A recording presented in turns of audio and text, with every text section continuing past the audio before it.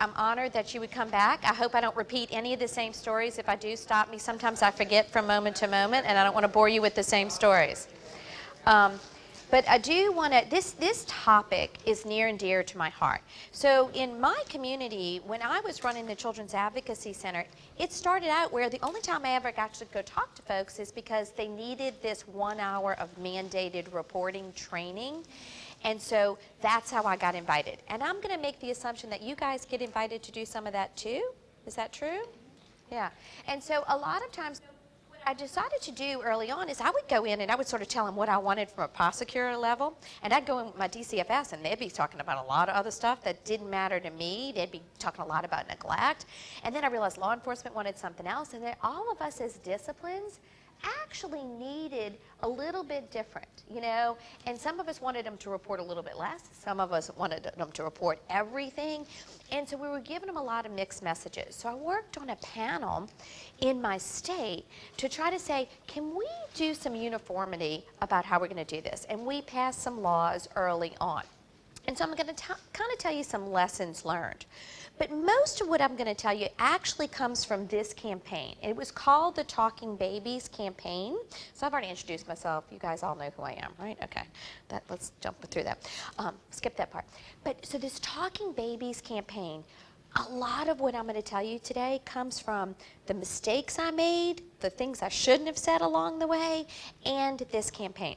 So so after Katrina, Safe Horizons out of New York, which runs like their CACs there, they actually funded a campaign with Capital One to go across the country and survey communities in a cross-section of the community to find out why it is that folks, moms, dads, neighbors, people in retail, and professionals that should be reporting, okay, that have traditionally always been called mandated reporters. I know here in New Jersey, you say everybody has to report. But why is it that if they know it's a crime, why aren't they reporting? Or why is it if you care about your neighbor's kid, you're not picking up that phone and calling? And so this Talking Babies campaign did this national survey, and they came up with the stuff you already know, right? And most of it kind of came down to like people actually thought it wasn't their business. They didn't want to get involved. And so what we realized, what we learned from that, is that we were going to have to inspire people to make it their business. Did that make sense? So we're going to have to inspire people to say it is my business, it is my job, and that it's harmful for that kid. And so we're going to have to deal with some of their fears, because sometimes people said they were afraid of repercussions. Now, not as high as they said it wasn't their business. So early on in our state, I did a lot to inspire people, to explain to them, this is an adverse childhood experience. It can not only affect this child's life forever and ever, it can affect your entire community. That violence is going to spill out. And I'm going to talk about how we did some inspirational work. But mainly today, I'm going to focus on what we learned from this campaign. Now, if you'd have been in New Orleans, we were lucky. Safe Horizons made us. After Katrina, a lot of people felt sorry for us and came and they helped us, and we were forever grateful. But we had these guys all up. As we were rebuilding, they were all over. And this one is my favorite, and his bubble was in Spanish. I've called the cops and they're on their way. But the entire campaign was to first figure out why people were reluctant to pick up the phone and make that call. And then two, how do we inspire them beyond that? And that's where these Talking Babies came from. And they're still available for free through the Safe Horizons websites. Now, we talked a lot about forensic, well, I didn't talk a lot, but about, and you guys already know the work the Children's Advocacy Centers do as part of the grants that I serve. I'm supposed to tell you all this, so in case you need to know more. I did bring one copy of the book that we published that we're really proud of, so that everyone knows kind of like these exams that we do, these medical exams, are not painful. There are no ouch checkums, there's no speculum, and that they're necessary. The American Academy of Pediatrics says, regardless of what occurred, no matter how long ago, if it was a one-time touching over the clothes 7 years ago, American Academy of Pediatrics says every child, not every child needs that acute kit, not everybody needs that, what we used to call rape kit, we now call physical evidence recovery kit, but that all children where there's been an allegation of sexual abuse need this full head to toe. So we worked really hard. We're one of the 3rd Audrey Hepburn houses. So you guys in Hackensack, New Jersey, that's our sister house. So you're at Hackensack. So And there's also one in Los Angeles. And that's kind of a funny story in my life. I had just started at Children's Hospital, and one day our secretary comes in and she's like, Stacie, Audrey Hepburn's son is on the phone for you. And I said, Audrey Hepburn? Yeah, Audrey Hepburn, the actress. Her son, his name is Sean. He wants to talk to you. And I'm like, oh, yeah, right. Okay, and I was like, this is like, this has got to be a joke, right? So I pick up the phone, I'm like, oh, hi, this is Audrey Hepburn's son, you know? And he's like, yes, this is Sean Ferrer. My dad was Mel Ferrer.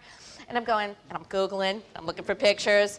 And he says, I run an Audrey Hepburn house in Los Angeles and in Hackensack, New Jersey. And I really love New Orleans. I go there frequently. And I'd like to see if I could run one for you. And I'm going, okay, did I win the lottery or what just happened? That night, I was at a private wine table tasting wine. I mean, this really happened in my life. Somebody was like, how did you get that money? I didn't do anything. I didn't write a grant. I didn't go schmooze. I didn't do anything. I'm telling you, I just got a phone call one day, and I almost messed it up because I was like, am I being punked, okay? But that is how they found me. So I'm no hero in finding them. I just was in the right spot at the right time. But have I capitalized on it? So we went at that time from having one doctor to building up to right now on my team. I have 2 child abuse pediatricians, 1 pediatrician who just sat for our child abuse boards, 1 very experienced nurse practitioner, and I just hired 2 more nurse practitioners. So and I now have a team of 6, in addition to a lot of staffing, just like you guys, with all the multidisciplinary folks working together. And I invite you all to come see our place. Now, we're really proud of the work we do, and we think that it's most important that we do no harm. So we stand on our heads to make sure that kids, when they walk away, truly think it was a bright spot. And if they say they didn't like, that there's something that we did they didn't like, we sit and we huddle over it and we talk about it and say, what can we do differently? How can we distract them during exams? If anything is painful, that's not our job, because this is forensics. And we work very closely with our CAC team, and I already showed you this, guys, but I didn't get to show you because we ran out of time this morning, so I want to tell you about this part. This is a pilot that we're doing for trafficking, and when it comes to mandated reporting, it's all about recognizing that trafficking. So you guys all get, right, that you've got trafficking in your community, right? But probably it's an underserved amount of numbers that you have to your whole number. Am I right? I'm just making some guesstimates. But that's in every community I go to. That's what they tell me. Like, they know we have a problem, but we're not getting it, right? We're not getting the reports. So we decided we'd do something different. We know we've got Bourbon Street, we've got Chef Mentor highways, we've got lots of motels, we have a lot of adult entertainment, and so we know we have a trafficking issue, but we weren't getting it. So we decided to go about this differently, since we know that trafficking is most likely to occur when kids have been missing from home or run from harm. So we decided, let's go where they are. The moment they would get picked up on these missing warrants, we went to the Juvenile Justice Center and we started interviewing the kids there. So we created a satellite office in the Juvenile Justice Center, tried to make it as trauma-informed as we could, and we interview them there. In the first year, this is how many more we identified in our entire state. These were confirmed cases. And when you go to our at-risk, we were at 73. That was our first year. We've now tripled these numbers. But we realized that we were looking at this differently. Now, the other thing that's really important, I want to make sure I cover for you guys, is that we decided that a lot of people get really scared of these trafficking cases because what can I do? We get the child, we can't put him in jail, right? We can't call him the P word. And we can't put him in lockdown facilities because everybody says that's not the trauma way to do it. And if we put him in the best therapeutic foster home that we have, they say that our success is if they stay a couple of nights. And when they run, you get burned out. You get really frustrated. You with me? And so what we decided to do instead of measuring our frustration with them running, we decided to look at kids who didn't run. Why didn't they run? So what is that positive deviance? So what's going on for the kids that don't run? And saying, can we mirror that? Well, kids that go to this particular foster home are not leaving. So how do we look at that foster home? Maybe we can't put all the kids over there because then they're all run, right? We can't do that. We tend to do that. But Go, what are they doing there in a nurturing way? What are they doing there that's different? And can we get that foster mom to then talk to our other foster moms? And can we replicate? Does that make sense? So we really started looking for positive deviance. The other thing that we're very big into tracking is the triggers. What is the trigger for why this kid runs from home? So what's the number one trigger? Why are most of our kids who are on runaway warrants all across our country, are they there because they just wanted to, they didn't like the rules and they wanted to go to a party? Huh? Abuse, absolutely. And so we found in our homes, guess what? 76 of the cases that we've identified absolutely were, they were being sexually abused at home before they ran. And then what's interesting, only 54 of our cases in the last 3 years have actually been on runaway. But notice that it's a higher number of confirmed trafficking. Almost half of our trafficking, it's about 40% of our trafficking, is actually, they're being trafficked not by your traditional trafficker who's over in French Quarter or Sheffield Highway. They are actually being trafficked by their family. And it sounds like this. It sounds like, I'll never ask you to do this again, but you're really pretty, and you're a beautiful girl, and we love you very much, but we can't make the rent this month. And if you would just have sex, I know you've had sex with your boyfriend, but if you would just have sex with someone, we could get the money to make rent. Otherwise, our whole family's going to be homeless. That's what it sounds like. And we found that if we started asking the right questions. Does anybody know what the magical question is? Anybody heard this? Because like if you ask kids, has anyone ever given you anything of value for having sex? They kind of know, like, if I say yes, you might charge me with a crime. They sort of know. Their trafficker said, don't ever tell them that, right? Here's the magical question that the medical providers, my medical provider, Dr. Neha Mehta, she worked with Dr. Jordan Greenbaum out of Atlanta. And what they found is actually asking a child, now this wouldn't be a forensic interview question, but actually asking a child, has anyone ever asked you to have sex with someone else? Lots of kids would respond, yeah. But the problem is they don't realize that's unusual.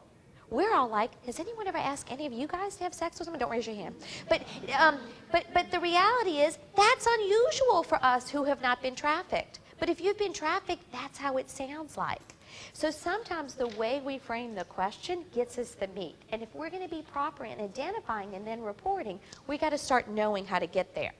Now, I am really, really proud of, in NOPD, despite lots of bad press, we have some really great guys that I work with, and gals. But we have a policy, and we're very proud. I'm all about policy. We got to do policy and legislation in order to do this work. We can't just keep doing it and spinning our wheels and doing the same mistakes. But their policy actually says that no victim of trafficking may be arrested, investigated, or even referenced. So we've done a cultural shift. We don't even say the word prostitution. We always talk about, in my trainings, we talk about the P word, because that's a cultural shift. It's that bad. We're going to take it out of our vocabulary.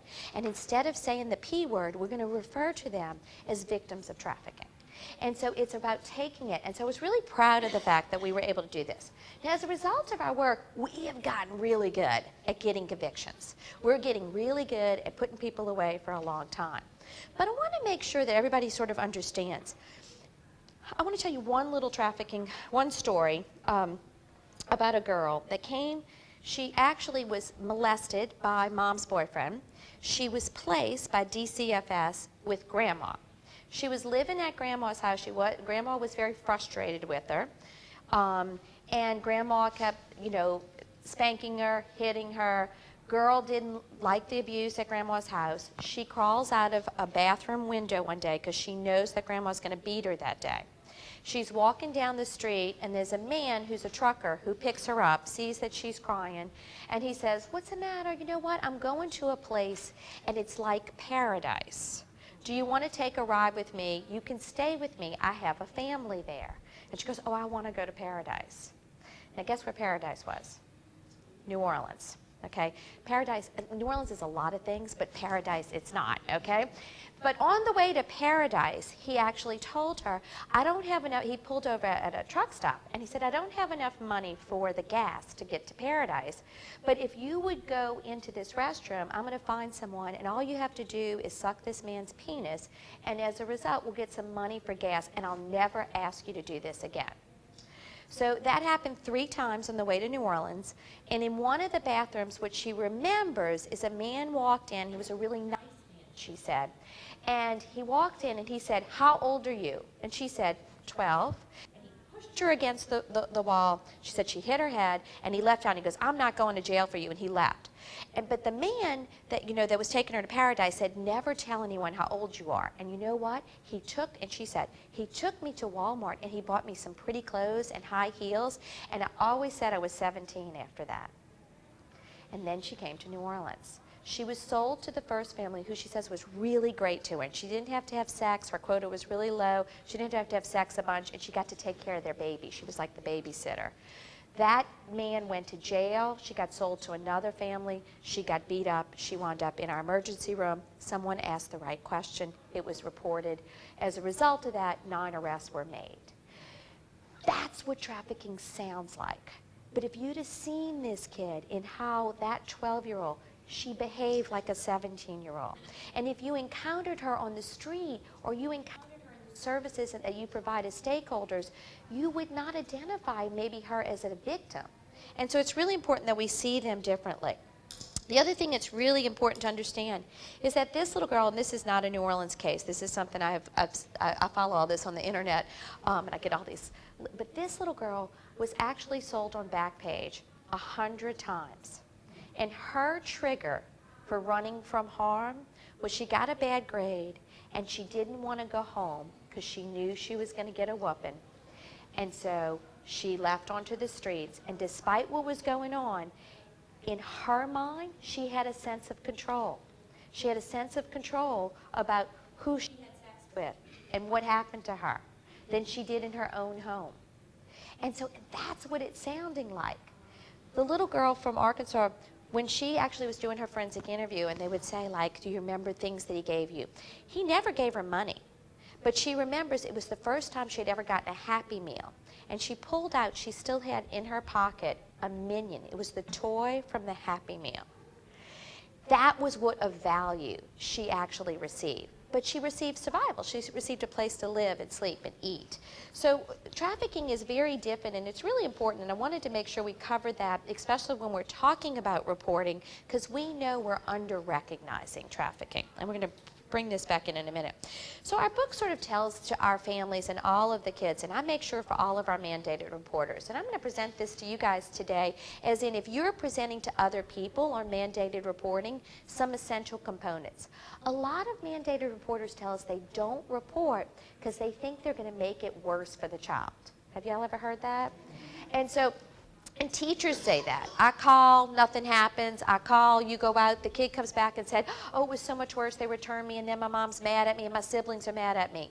And so what I think is really important is knowledge is power. We need to tell all of our teachers and our mandated reporters and our doctors and our social workers what we do, because they don't see that, and it's confidential. We don't put it in our local newspapers and tell them. So I always make sure I tell mandated reporters exactly what my program's going to do. We're going to make sure this child does a talking, and so they don't have to talk to a bunch of people. I also use that opportunity to say that is why. So like law enforcement and child protection, they're not going to interview that child. They're going to take them into the CAC so we can get this really great look. And that's why we need you not to interview this child either. We need you, the moment you have a cause to believe, you make that report so we can get this best evidence. And I try to use that to inspire them, because a lot of times we go in and say, and you shouldn't be interviewing them. Does that ever work? We find in our schools, if we don't go in there and inspire them to be a part of the helping system, they're going to do like 3 interviews by the time we get there. So we work really, really hard, and we track how many times the kid was interviewed before they actually make the call.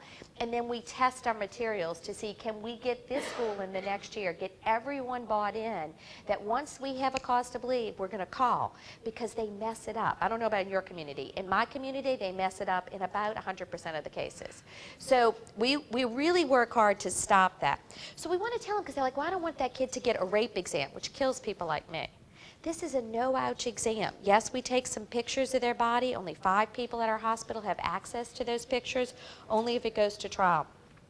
The other thing I love to tell people, do you think we're looking for sex abuse in their ears? So why do you think we look in their ears? To make them comfortable. So even though the American Academy of Pediatrics says at every well child visit, the pediatrician is supposed to look at the genitals, most pediatricians say they don't go down there, right? So what happens is that makes it unusual. So we have to start with what's normal for these kids so that they can trust them and build that relationship. And if this kid's got a rip roaring ear infection, not the best day for us to do a forensic exam, right? And we know that there's comorbidity of neglect. So we want to make sure that we do a head-to-toe checkup and make sure. And we also want these kids to drive away thinking that these people, that we don't want them thinking that the only thing they cared about in that cute little yellow cottage are their genitals, right? That it was a whole visit and that it was an absolute head to toe. So this is my son once again, posing in this. But we really do want every one of you as part of the professions, but most importantly our mandated reporters, to know that there's nothing painful about these scams. Now the other thing that was really important in the Talking Baby campaign is that they came down to something that every time when you go out to do a training of this, no one wants to hear about the prevalence. Nobody wants to hear about the stats. They're like, oh, just skip that, we know we got a problem, right? But the research actually came down for doctors, for teachers, and for law enforcement, that most of us as practitioners are actually ignorant of our own epidemiological stats, okay? That most of us are actually ignorant. We actually we focus on the cases we have, we think it's a lot, and so we just make assumptions that may or may not be true. And they say if we don't absolutely cover this in our inspirational part of inspiring people to make these reports and to be helpful and not hurtful, that they'll be like these 3 little monkeys. They will not see it when they see marks on a kid's body. They won't even hear it when a child tells them that they're being abused, and they certainly won't report it. So we always start with stats. So I start with my own stats, and you guys all have your own stats. But does that number shock you? And people tell me all the time, yes, it does. And it shocks me every day. But here's the deal. When I first went to Children's Hospital, that number was half. 17 years ago, when I started there, we didn't reach 700. We've doubled that number. Do you think there's more abuse going on, or what do you think is happening? More reporting. And I always get my mandated reporters to answer that question, because it's like it's ingrained in their head. And so I find you can do this same little kind of stick, it works every time. And if I do that, they start going like, oh, it really is about our reporting. I'm valuable. What I do matters. And maybe not on the first time you make that report. It might take 7 times before DCFS has enough in their policy manual to be able to do something, or a prosecutor has something, or to law enforcement. But every one of your reports matter. So the other thing I think it's incredibly important that we cover is because we don't want people thinking that all we're doing is serving one race, right? Now we know that there are certain pieces, but from nationwide, Dr. David Finkelhor and all of the leading researchers say that child sexual abuse crosses every racial, cultural, religious boundary there ever was and ever will be, all right? However, I'm gonna make an assumption that in your community, the majority of your reports are probably accurate, but they're probably more one race. Am I correct? Yeah. What does that tell you? Does that tell you that people are over-reporting that or under-reporting this? And that's what it is. We have people, I go into schools in New Orleans, and New Orleans is a little bit like New Jersey, I think, in our disparities, because we have like really wealthy neighborhoods where it's really safe to live, and then we have all the stats you see on TV that we're murder capital, okay? So what happens is I'll go into the good neighborhoods where it's gated, and like, do you guys think you have a sex abuse problem here? I'm like, oh no, ma'am, we have gates.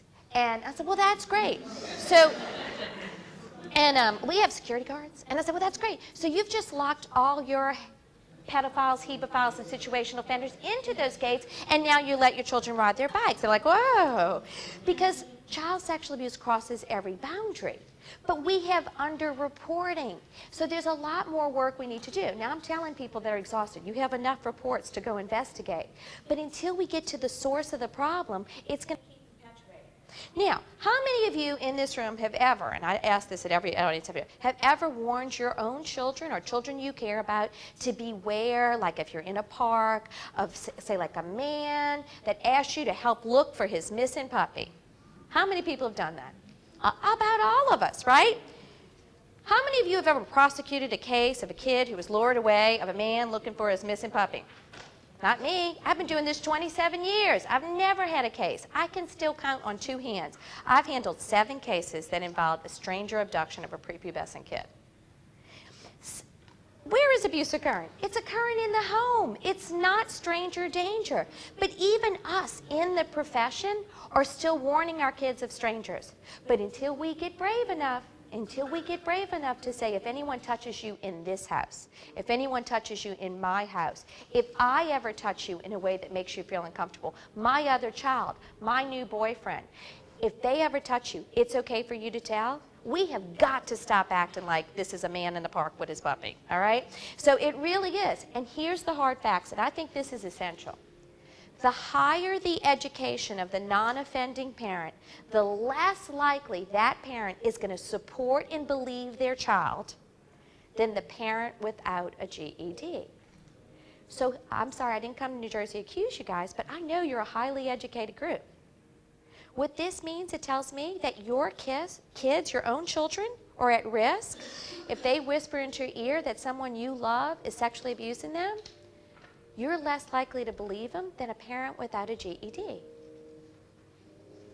And I'm glad you're going like, I wouldn't be me, because if you said, yeah, I wouldn't believe my kid, I'd be like, okay, I want to talk to you afterwards. But why do you think this is? Why do you think those of us with the highest education, stats show over and over, we don't believe our own kid? Huh? We're protecting ourselves. And we have a perception, maybe we have further to fall.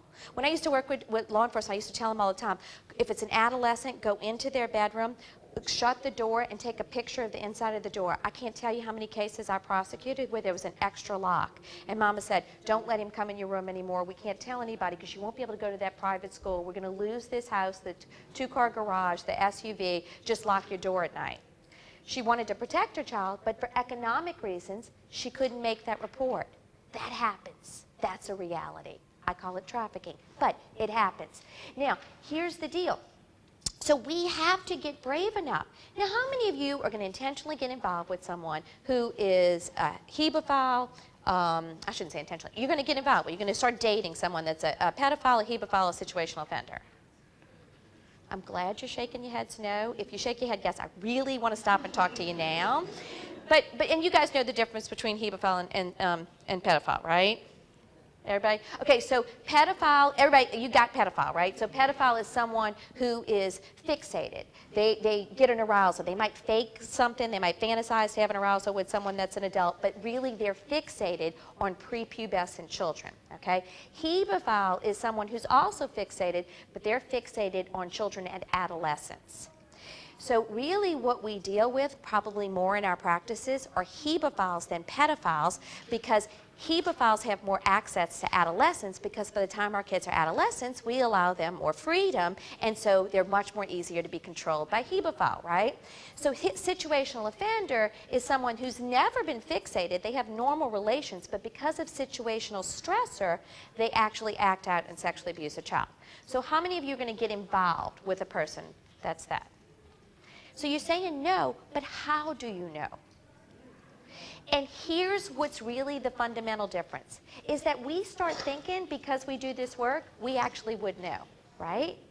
But the reality is you don't know. You have to always have in your differential. Any one of us could be involved with a situational offender. And my husband keeps saying, would you stop telling people this, okay?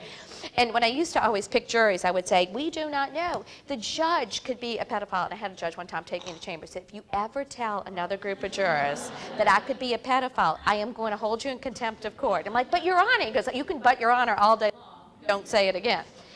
So where is this abuse occurring? Where is it actually occurring? At home, this is my absolute favorite slide. I love this slide, okay? I can't claim it. Victor Vieth actually gave it to me.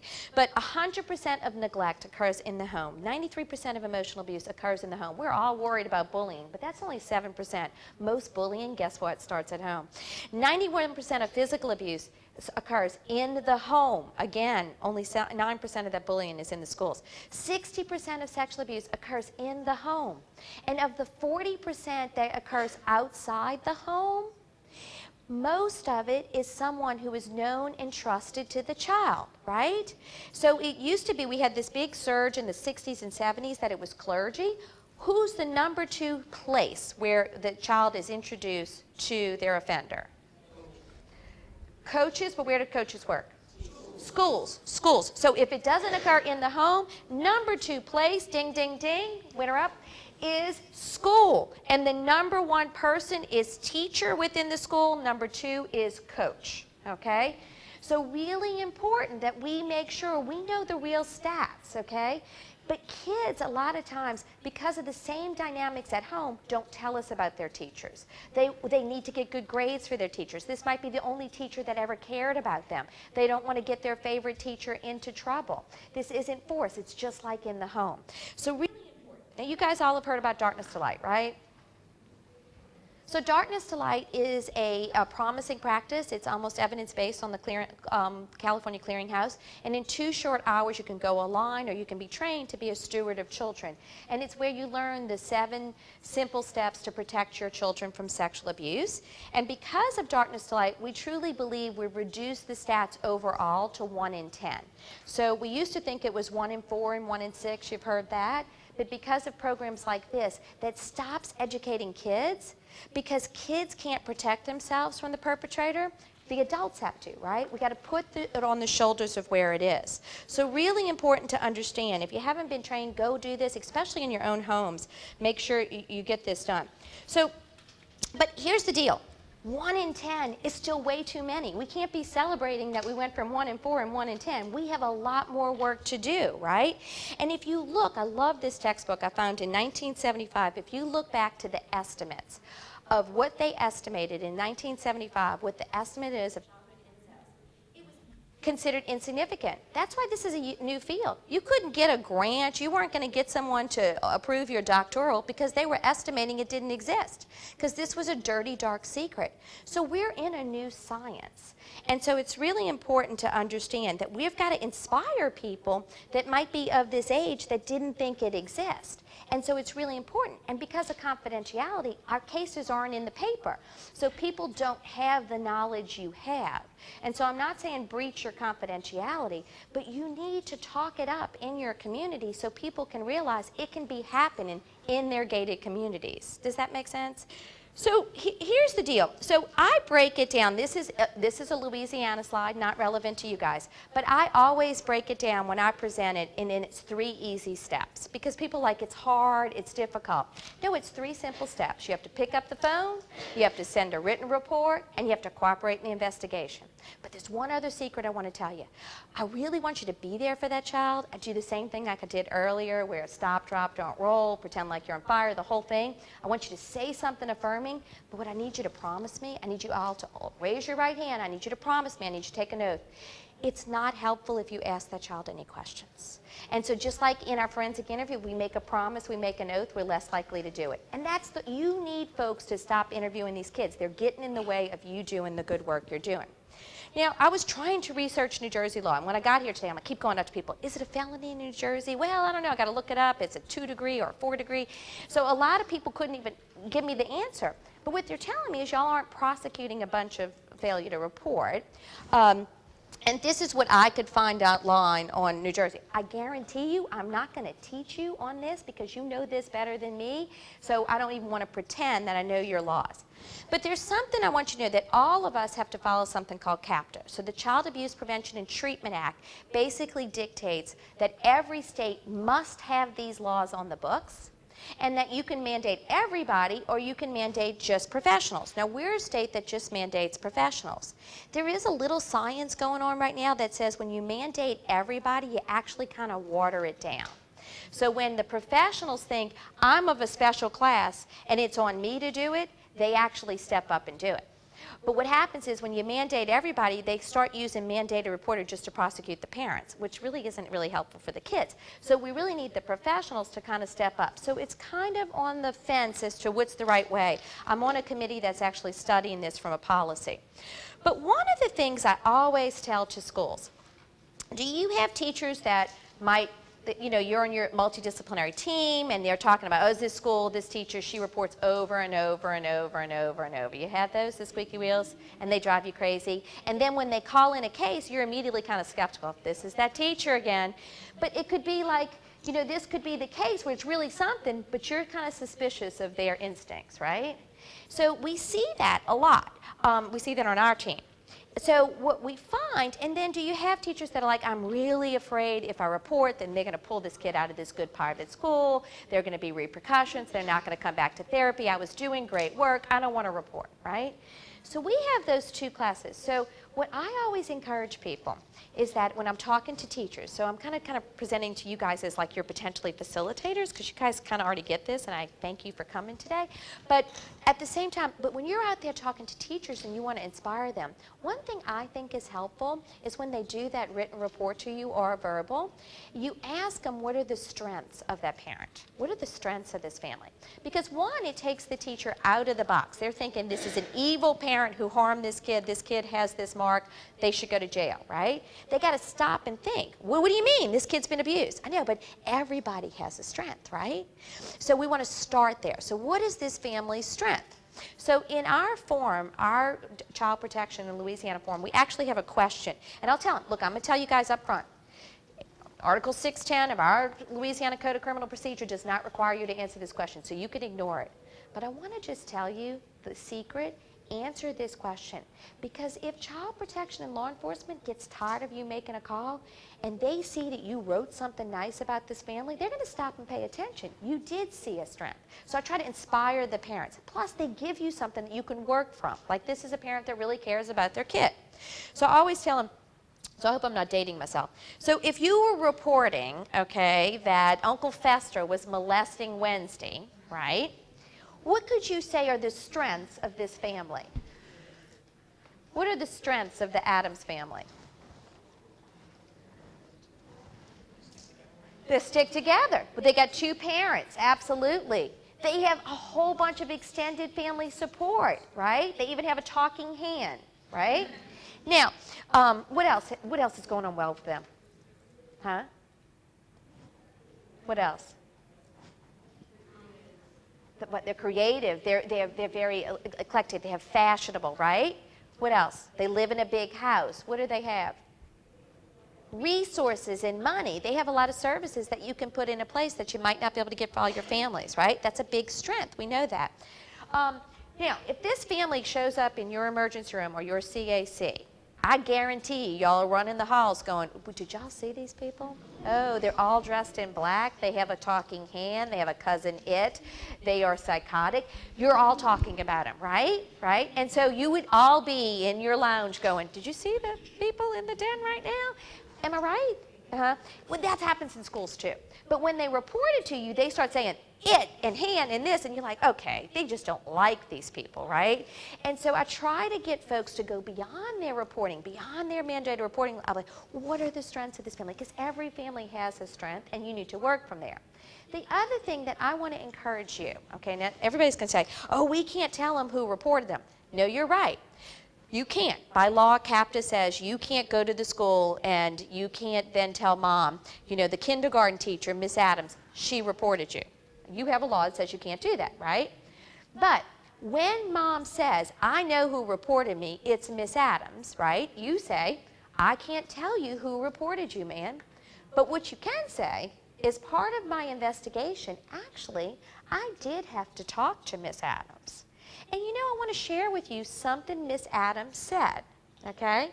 Now, you can't share much of your investigation, but this is just one positive piece. Miss Adams actually said, you know what, you really care about your kids. They always come, they're always groomed, their hair's always done. It's a compliment. That's not a part of your investigation. But by doing that, you immediately cause, you want these teachers to be a partner and make a report. You want this parent to be able to go back there because you're not going to remove all these kids. Does that make sense? You're actually going beyond, and it's not sharing investigative, it's not sharing confidentiality, but you're going beyond and you're reconnecting people because that's the resource that's going to connect that child when you have to leave, right? And you're not always going to be there. Does that make sense? So a lot of times there are little pieces you can say that have nothing to do with your investigation to help parents over this hurdle. So it's really important to start by focusing on the strengths. This is one of my favorites. What strengths does this family have? I mean, that's a 5-point harness. No duct tape is touching the skin. And I mean, you don't, right? That child is safe. They did give the child a little lovey. There was psychological comfort when they were secured on the wall. And who do we know? There might be a bunch of glass on the ground that they were trying to secure the child because they didn't have a safety seat. You know, now of course I'd report this, but here's the deal. Now this is something I found on Facebook. But the reality is, and I actually do a Facebook thing, like as if that matters, right? But if we focus on and we at least make sure, I'm not saying don't report, but I'm just saying go that one step. And I try to inspire mandated reporters because in the end of the day, New Jersey, Louisiana, no matter where you are, we're only doing a little bitty piece that we're actually offering services. And yet we know when we walk away, a lot of kids are being exposed to a lot of trauma. And so we got to get the folks in our community beyond our teams to help us in protecting kids. So the role of a mandated reporter, your role as a mandated reporter, is just to report. It's not to verify. It's not to validate. All you have to do is report. I'm giving you some ideas today that hopefully you might go beyond your mandated reporting to help that family, to help that child when child protection and law enforcement don't have a policy or a crime to fit. But it's really, really important to understand. And the other thing that's incredibly important to understand is that in New Jersey, as in Louisiana, you have reasonable cause. Some states have reasonable suspicion, okay, which is a much higher standard. So you have to have, probable cause to arrest someone. When you have to have reasonable, just cause, that's just a cause to believe. Kid says it, someone else says it, you got to report it. The other thing I love to hear, I hear all the time, is that, well, it's hearsay. This child told me that a friend told her she was sexually abused. You guys ever get that? And it's hearsay. Is that hearsay? No, it's not. I mean, I went to law school for 3 years, and it's the same thing in every state. But I went there for 3 years to figure out what hearsay, what it is, what it isn't, and how to get around it. But what I can tell you, in no state is that hearsay, right? A first disclosure of a child's sexual abuse is actually admissible in court, and hearsay is only relevant for what a judge and jury hears. Now, you may have policies that say if someone has direct knowledge, you give it a higher rating, but it's not hearsay. So it's really important that we inspire everybody. If you hear it, report it. The other thing I think it's really important when you're talking to mandated reporters is talk to them. What if you're not sure the child or parent is telling the truth? Do you have to report it? Yes, absolutely. What if DCF and the police are already involved? Child says, my dad put his pee-pee in my pee-pee last night and my grandma called the police. Do you need to report it? You don't know if the police reported. You don't know if the police came for something else, right? What if someone else in your school already reported it or in your community? Technically, you're all on the line as reporters.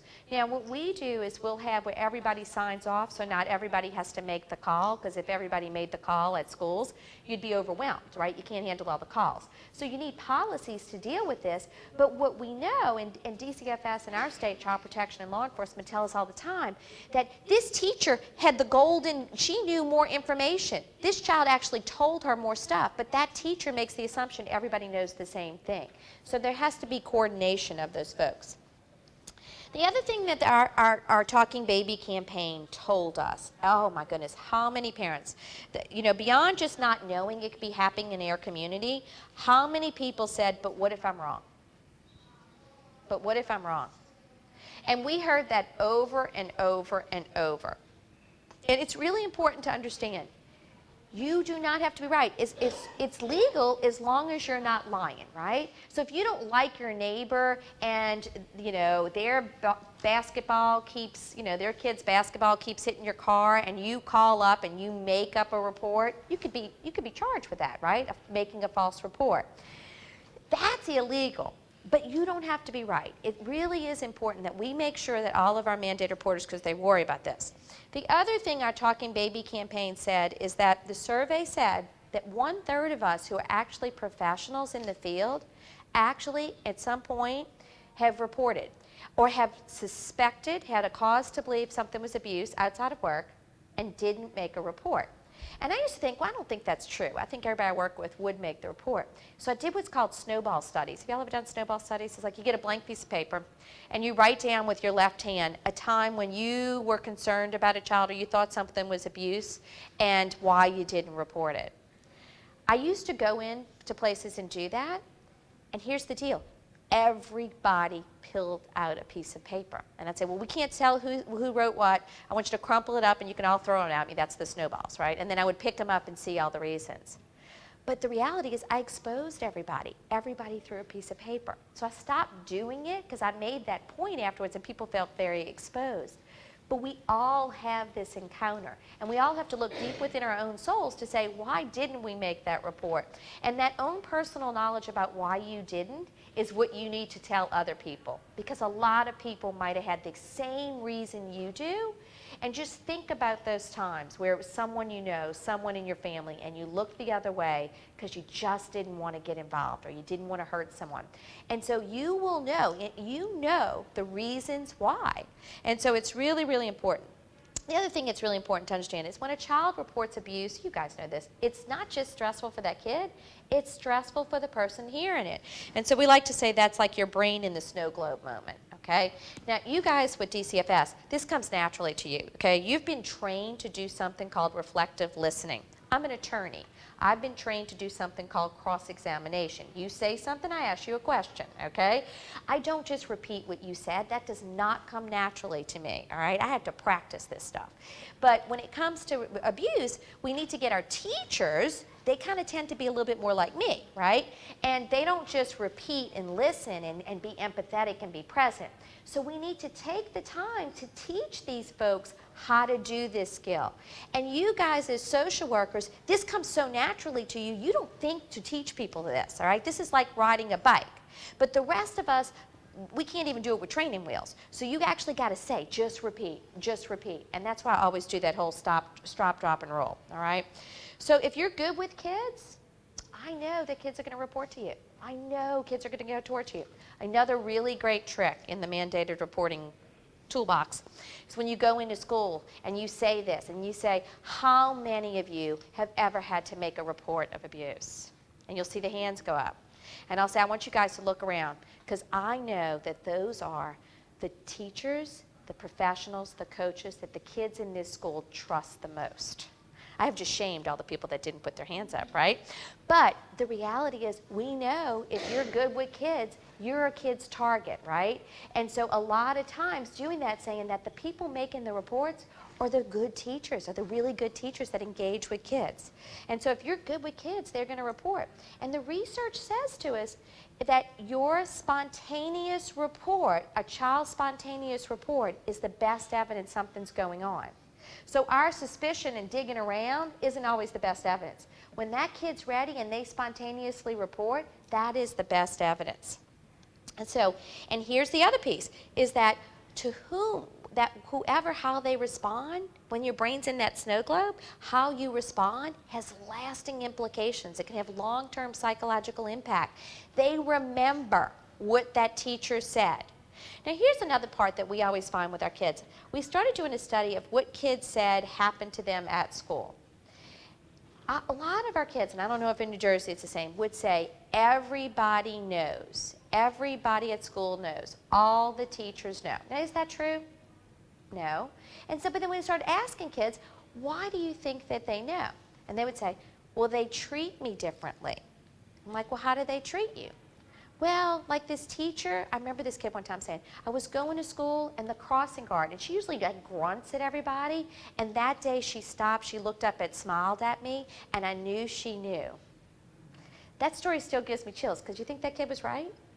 It could be. It really could be. Because a lot of times what happens in schools, they'll go to the teaching lounge and they will say a few things. And while they won't stop and make a casserole or do any support, they do kind of go, oh, how you doing, honey? And the kid goes, oh, wait. And what do our kids really want? Do they want to be treated differently? They want to be treated like everyone else. They want our emotional support, they want our social support, but they don't want to be treated differently. And it's such an important thing. So I already covered this, but I really make sure when I'm doing these trainings that I really emphasize not re-questioning, because that is the #1 thing I find for teens that they don't want to happen. Now, I always do a reporting overview, and I always make sure that they understand the system. And this is the nationwide system, because I couldn't find one that was specific for New Jersey. Now, the other thing that's really important in inspiring people is that in my state and in most states, there was something that occurred in a university far from Louisiana that changed a lot of the mandated reporting laws. Anybody know what that was? So you guys all heard about the case that happened in Penn State, right? So here's a case where you've got a really good hemophile, right? Jerry Sandusky, classic hemophile. He had access to a lot of adolescents. He adopted young boys. He did a group, and he brought young boys into Coach Paterno's locker room, right?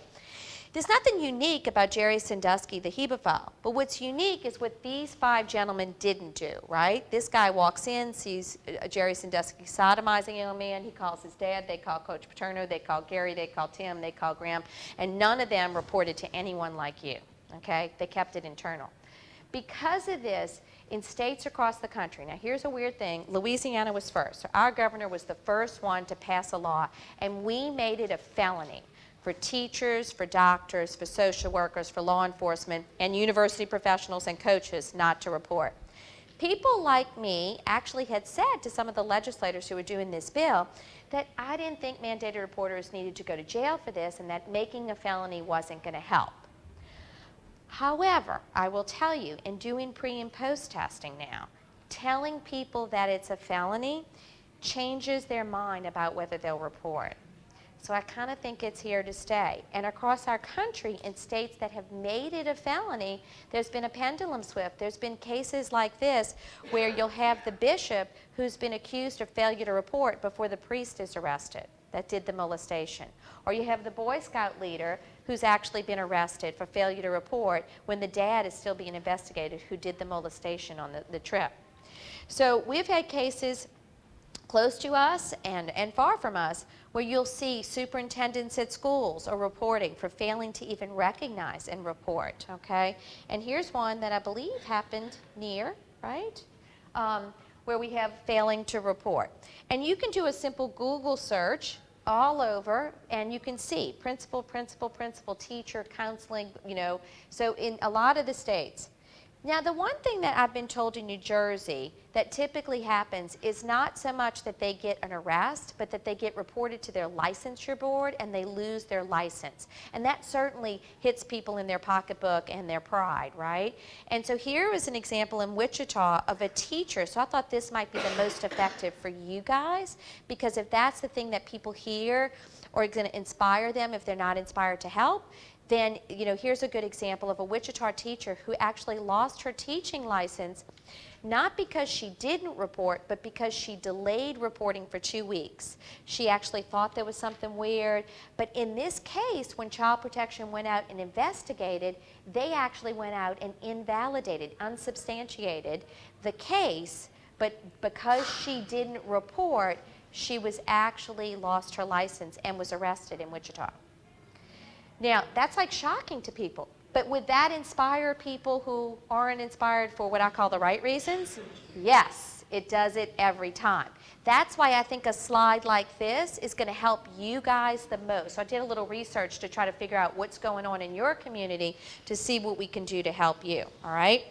Now, we've had actual pediatricians who run child abuse programs. This happened in California where he was investigating the case and he waited too long to report it and actually lost his job. So we see people that lose their licenses and people that lose their jobs as a result of investigations. And I thought it was really sad because I know this pediatrician and I think the world of him. But, you know, the sources close said the case said it wasn't a wobbler, something that couldn't be dismissed as accidental. People actually turned on him. And potentially this could happen to any of us. We all have a case where we've left something undone, or we didn't call DCFS or co-report, or we didn't let this one know or that one know. And so this kind of media attention could happen to any of us in this. And I thought what was really sad is I actually saw the comments in this case. I read all the comments. As far as I'm concerned, those doctors should be charged with accessory to murder before the fact. And this was a case where a kid came in before, had a whoop mark, it didn't get reported, and then weeks later the kid's dead. Would that whoop mark have removed him? Would it have prevented this? But the societal outrage is, you know, that they should be charged with murder. So it could happen to all of us, and I think it's important that we learn from potentially and lessons learned. I don't want this to happen to any of you or any of us, and I certainly didn't want this to happen to this one either. So I put together a packet of information. I find it incredibly important. So in my state, every year after the legislature meets, I put together a packet of information of all of our laws. I find that this is really, really helpful for reporters, for schools and such. And it really helps inspire them to do it and to give them a refresher, and that they can go and download it off our Facebook page. So if any of you guys are so inspired, I can help you put something together. But I also think that you have to understand, in New Jersey, as in Louisiana, as in most states, now over in Texas, you got 24 hours to report. So if you were trained in another state, people may not know this. So I think it's an essential component as you're educating folks to understand. In New Jersey, you're required to report immediately.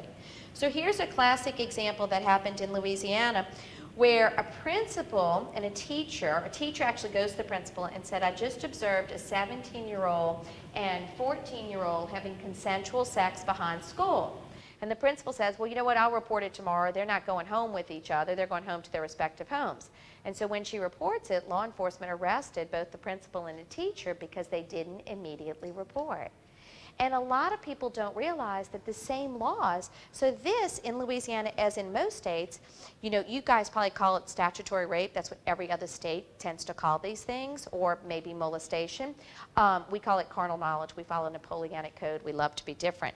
But it's really important to understand, and this happens all over, not just Louisiana. So this is a Pennsylvania case, where we see people delaying. But it's also important to understand that we know nationwide from the Kellogg study, and the most recent study actually said it's up to 25% of the cases we're handling.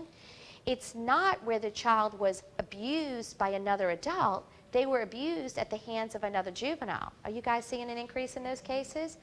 But those two are a crime that require a report. So that's why we put together this chart that explains all the crimes.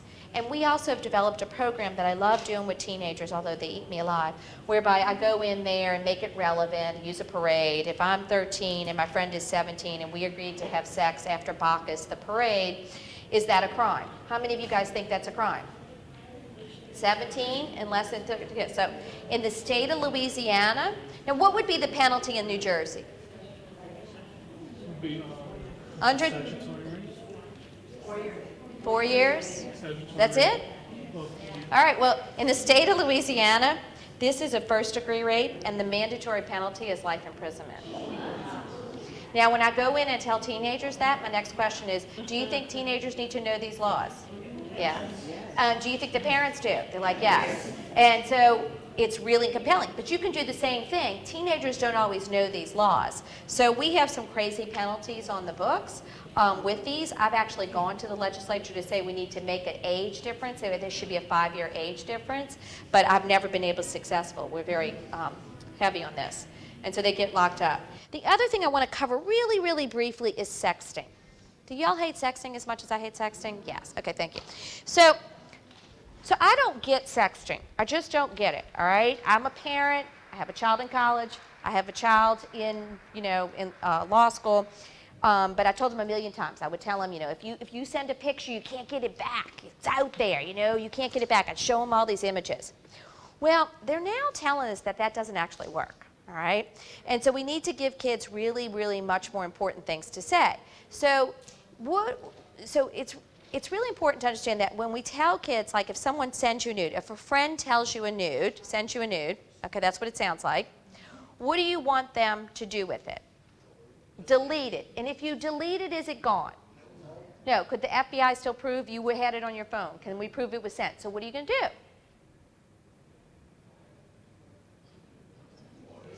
So you didn't ask for it. You just woke up one day, you looked at your phone. Wait, let me grab my phone. I need a prop. All right. You looked at your phone, and lo and behold, someone sent you a nude. You didn't ask them for the nude, but you're in possession, which is now a crime in most states. So what are you going to do? You got to report it. So, and I love you, and I always talk to teenagers. I'm like, I love this young man over here. He's going to report it. But you know, I talk to a lot of teenagers who say they wouldn't report their friends. So I absolutely support, and that's what the police want you to do. They want you to report it. But a lot of teenagers I talk to actually tell me they wouldn't report their friends. And so if that's you, I want to make sure you don't go to trouble. You didn't ask for this picture. So what are you going to do? If deleting it's not enough, what are you going to do? Okay, did y'all hear your friend over here? I want you to repeat that. I have them repeat it, not for me, okay? Because, you know, this 53-year-old woman can't give advice to teenagers because when I go into schools and I'm talking to them about sex, I'm like, what does this woman know about sex? We're all dried up and done, okay? The only people having sex in schools are kids, okay, according to them. They're wrong, but this is what they think. So the reality is, but you had this great idea. You're going to send back a message that says, don't ever send it to me. I deleted it. You know what I love about that? Your legal brain.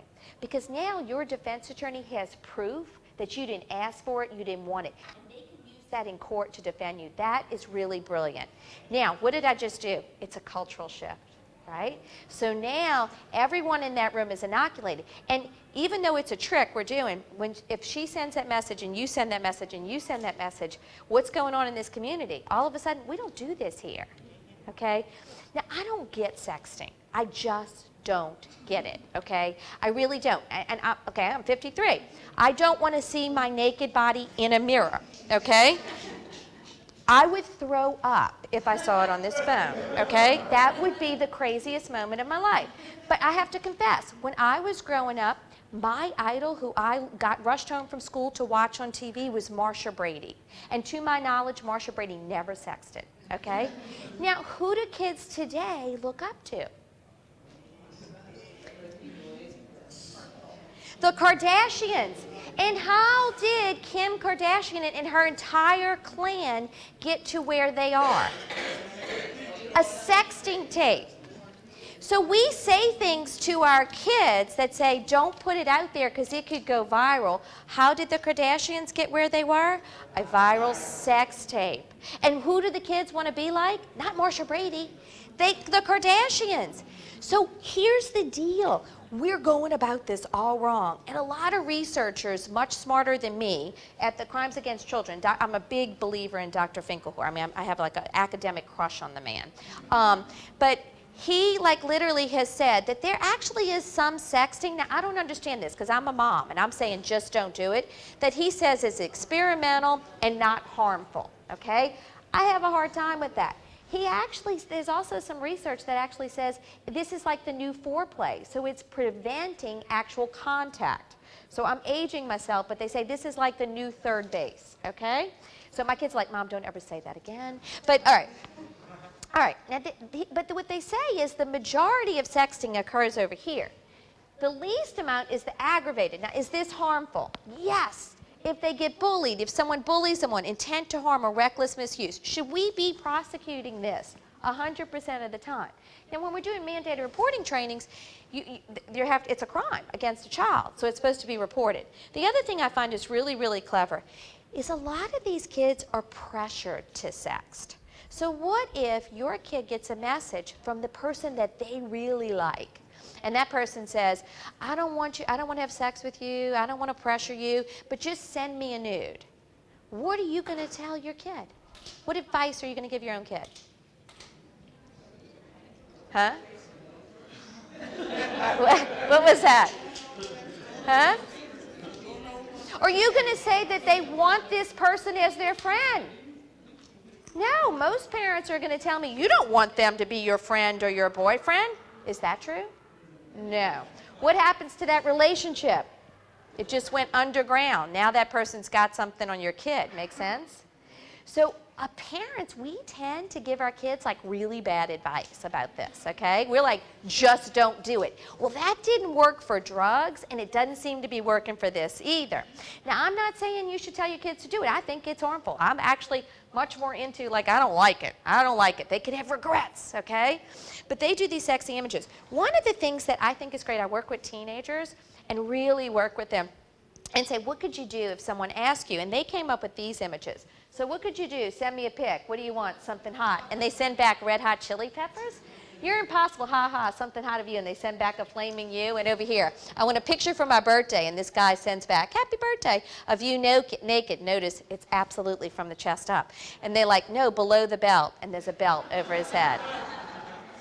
Now notice here, now we don't know if this person who's texting is female, all right? But I want you to know that it's a male that's being encouraged because there's really no there's no sex differences, and we need to be realistic about this, that girls are encouraging as much as boys. And if we're going to be, now here is something that happened in Louisiana, and this is a case where the principal and student is sexting was a freight train full of peril. But in this case, at Winfield High School, one of her students had picked up a staff member's phone. The teacher was teaching, walked away, picked up the phone. Any one of you could pick up their phone, pulled down his pants. Other kids saw it, took a picture of his genitals, put the phone down. Everybody's laughing. 2 days later, everybody knows, everybody's saying that teacher has a picture of his penis on his phone. Sure enough, that teacher has a picture of this kid's penis on her phone. She doesn't even know how it got there. Could that happen? And I kept saying, no, you have to have a code. No, actually, you know what you can do? If you just do this, and you can take a picture. This could happen to anybody. So, and how would you explain that? So if you're, and I love this, and I'll ask teachers, what would you do if you picked up your phone and you realize you have some juvenile's genitals on your phone? What would you do? All the teachers said, I'd just delete it. I'd destroy my phone. I'm like, that's what adolescents say. No. You're going to get in front of this freight train. You're going to report it, right? And they're like, oh, I don't know if I do that. They freak out. But here's the deal. We expect teenagers to know what to do. But in reality, adults like us don't know what to do. So it kind of helps us get a little new part of that brain going, this is hard stuff. So, and I will tell you, in my community, this is a case that just happened. These two individuals, these two teachers who were Teach for America, so we have a lot of people that are Teach for America coming to save New Orleans. And they are teaching, and in this particular case, they actually saw it. I wouldn't use their pictures because I wouldn't want to shame them in my own community, but they actually saw a kid texting, and they saw one kid having sex with another, or they heard about it, and they saw the video, and they took the video off of the kid's phone. They sent it to their phone and deleted it off to turn it into the police. And they were arrested because they were in possession of the sexting, and they failed to report it for a delayed amount of time. So a lot of people were concerned. They also showed a lot of other people. So this stuff is happening, and so real cases in your community really do help. Now, one thing I make sure that I cover is that the last thing our Talking Baby campaign showed is that we have to inspire first, whether we do it with it's the right thing to do, it's an ACE. We have to also inspire with, even if you don't want to do it, you could get in big trouble if you don't do it. But we have to also educate them. Now, I thought I'd go weak on this today because I know you guys already know this, but it's really important to understand. They need to understand how to recognize sexual abuse. They need to know that a kid who discloses sex abuse might not be crying when it occurred, right? You all know demeanor doesn't mean anything, but a lot of our teachers don't. They need to understand that when kids are sexually abused, most of the time they're in freeze, right? They're in freeze. When we're confronted with the danger, we go to flight or fright. But in child sexual abuse and child physical abuse, they go to freeze. Don't you move, I'll hit you harder. So a lot of our kids don't understand what's going on. And we got to explain delayed disclosure. We also got to explain our offenders a lot. I typically do a lot on neglect and make sure that we cover neglect, but I want to jump to domestic violence real quick. So domestic violence, traditionally, we didn't see that as a form of child maltreatment. We now know that kids who live in homes with domestic violence are experiencing the same kind of PTSD as soldiers who come back from combat. And here's the greatest news. A lot of people are like, well, I don't want to report this because I don't want to hurt the battered spouse, the battered parent. And no one is saying that we would take a child away from a parent who's being battered. But what we do know, and this is a great study if you guys haven't seen it, that domestic violence in one home, that child who has domestic violence in their home, when they go to the classroom, it affects all the kids in the classroom. So one kid who's experiencing violence in their home is going to have trouble, and their behavior, their trauma is going to play out in that school. And what they found is the one thing that made it better when they did this study was that just reporting it, things get better. Not just for that family, for that kid and their perception, but the entire classroom. The teacher's perception was that things actually got better for that family. So sometimes I think that child protection and law enforcement, they get a bad rap. Like they come in and they say they don't do anything. They were saying even without prosecution, there was a perception that people cared, there were resources, things got better in the classroom. So I think it's because of the work you do and how you're doing it that's making a huge difference. I'm not going to get into too much on physical abuse because I'm going to cover that in my next section. I do want you to know that we have a huge increase in physical abuse across our country. We have more kids dying than ever before. And what we found is that parents are using more violent type of abuse than the kind that we got when we were kids.